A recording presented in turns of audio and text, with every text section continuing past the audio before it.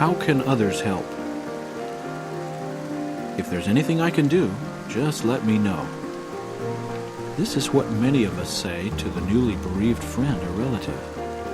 Oh, we sincerely mean it. We would do anything to help. But does the bereaved one call us and say, I've thought of something you can do to help me? Not usually. Clearly, we may need to take some initiative if we are truly to assist and comfort one who is grieving. A Bible proverb says, as apples of gold in silver carvings is a word spoken at the right time for it. Proverbs 25:11. There is wisdom in knowing what to say and what not to say, what to do and what not to do. Here are a few scriptural suggestions that some bereaved persons have found helpful. What to do. Listen. Be swift about hearing, says James 1:19. One of the most helpful things you can do is to share the bereaved one's pain by listening. Some bereaved persons may need to talk about their loved one who has died, about the accident or illness that caused the death, or about their feelings since the death. So ask, would you care to talk about it? Let them decide. Recalling when his father died, one young man said, It really helped me when others asked what happened, and then really listened. Listen patiently and sympathetically without necessarily feeling that you have to provide answers or solutions. Allow them to express whatever they want to share. Provide reassurance. Assure them that they did all that was possible, or whatever else you know to be true and positive. Reassure them that what they are feeling, sadness, anger, guilt, or some other emotion, may not be at all uncommon. Tell them about others you know of who successfully recovered from a similar loss. Such pleasant sayings are a healing to the bones, says Proverbs 16:24. Be available. Make yourself available, not just for the first few days when many friends and relatives are present, but even months later when others have returned to their normal routine. In this way, you prove yourself to be one whom Proverbs 17:17 describes as a true companion, the kind who stands by a friend in a time of distress. Explains Teresa, who lost a child in a car accident. Our friends made sure that our evenings were taken up so that we didn't have to spend too much time at home alone. That helped us cope with the empty feeling we had. For years afterward, anniversary dates, such as the wedding anniversary or the date of the death, can be a stressful time for the survivors. Why not mark such dates on your calendar so that when they come around, you can make yourself available, if necessary, for sympathetic support? Take appropriate initiative. Are there errands that need to be run? Is someone needed to watch the children? Do visiting friends and relatives need a place to stay? Recently bereaved persons are often so stunned that they do not even know what they need to do, let alone tell others how they may help. So if you discern a genuine need, do not wait to be asked. Take the initiative. One woman whose husband had died recalled, Many said, if there's anything I can do, let me know. But one friend did not ask. She went right into the bedroom, stripped the bed, and laundered the linens soiled from his death. Another took a bucket, water, and cleaning supplies and scrubbed the rug where my husband had vomited. A few weeks later, one of the congregation elders came over in his work clothes with his tools and said, I know there must be something that needs fixing. What is it? How dear that man is to my heart for repairing the door that was hanging on a hinge and for fixing an electrical fixture. Be hospitable. Do not forget hospitality, the Bible reminds us at Hebrews 13:2. Especially should we remember to be hospitable to those who are grieving. Instead of a come anytime invitation, set a date and a time. If they refuse, do not give up too easily. Some gentle encouragement may be needed. Perhaps they declined your invitation because they were afraid of losing control of their emotions in front of others. Or they may feel guilty about enjoying a meal and fellowship at such a time. Remember the hospitable woman Lydia mentioned in the Bible. After being invited to her home, Luke says, as recorded at Acts 16:15, "She just made us come." Be patient and understanding. Do not be too surprised by what bereaved ones may say at first. Remember, they may be feeling angry and guilty. If emotional outbursts are directed at you, it will take insight and patience on your part not to respond with irritation. Clothe yourselves with the tender affections of compassion, kindness, lowliness of mind, mildness, and long-suffering, recommends the Bible at Colossians 3:12. Write a letter. Often overlooked is the value of a letter of condolence or a sympathy card. Its advantage? Answers Cindy, who lost her mother to cancer. One friend wrote me a nice letter.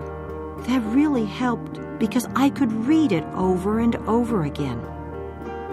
Such a letter or card of encouragement may be composed in few words, as Hebrews 13:22 says, but it should give of your heart.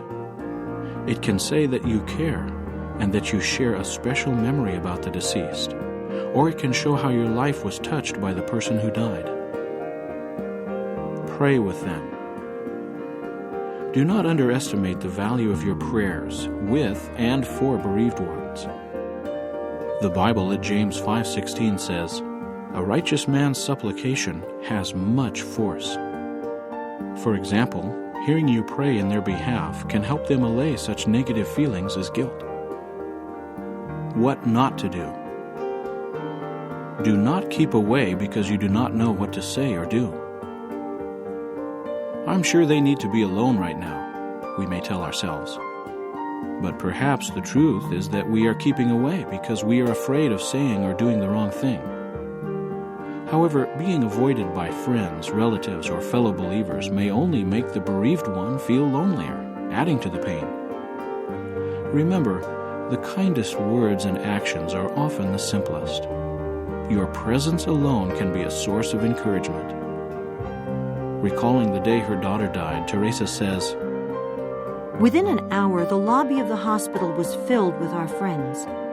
All the elders and their wives were there. Some of the women were in hair curlers. Some were in their work clothes. They just dropped everything and came. A lot of them told us that they didn't know what to say. But it didn't matter because they were just there. Do not pressure them to stop grieving. There now, don't cry, we may want to say. But it may be better to let the tears flow. Reflecting on her husband's death, Catherine says, I think it's important to allow bereaved ones to show their emotion and really get it out. Resist the tendency to tell others how they should feel, and do not assume that you have to hide your feelings in order to protect theirs. Instead, weep with people who weep, recommends the Bible at Romans 12:15. Do not be quick to advise them to discard clothing or other personal effects of the deceased before they are ready. We may feel that it would be better for them to discard memory-evoking objects because they somehow prolong the grief. But the saying, out of sight, out of mind, may not apply here. The bereaved person may need to let go of the deceased slowly. Recall the Bible's description of the patriarch Jacob's reaction when he was led to believe that his young son Joseph had been killed by a wild animal. After Joseph's blood-stained long garment was presented to Jacob, he carried on mourning over his son for many days, and all his sons and all his daughters kept rising up to comfort him, but he kept refusing to take comfort. Genesis 37:34 and 35. Do not say, "You can have another baby." Recalls a mother who lost a child in death. I resented people telling me I could have another child. They may mean well, but to the grieving parent, words to the effect that the lost child can be replaced can stab like a sword. One child can never replace another. Why? Because each is unique. Do not necessarily avoid mentioning the departed one. One mother recalls, A lot of people wouldn't even mention my son Jimmy's name or talk about him. I must admit I felt a little hurt when others did that. So do not necessarily change the subject when the deceased one's name is mentioned. Ask the person whether he needs to talk about his loved one. Some bereaved persons appreciate hearing friends tell of the special qualities that endeared the departed one to them.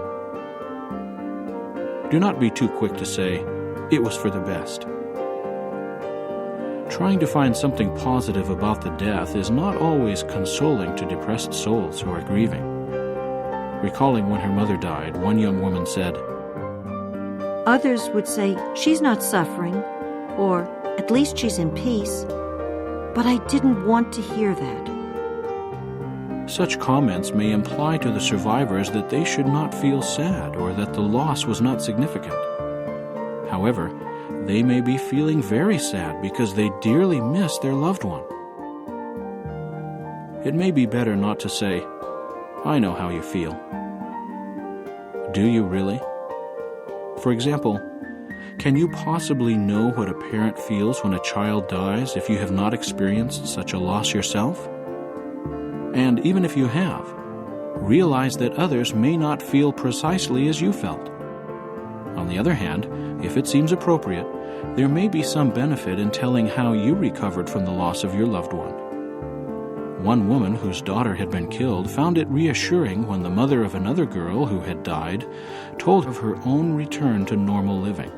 She said, The dead girl's mother didn't preface her story with, I know how you feel. She simply told me how things were for her and let me relate to them. Helping a bereaved person calls for compassion, discernment, and much love on your part. Do not wait for the bereaved one to come to you. Do not simply say, "If there's anything I can do," find that anything yourself, and then take the appropriate initiative.